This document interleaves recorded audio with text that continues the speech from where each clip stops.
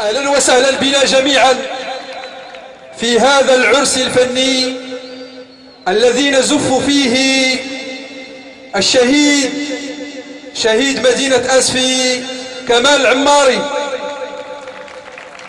هذا العرس الذي تنظمه حركة 20 فبراير بأجرجر الكبير، وذلك في إطار أسبوعها أسبوع الوفاء للشهيد.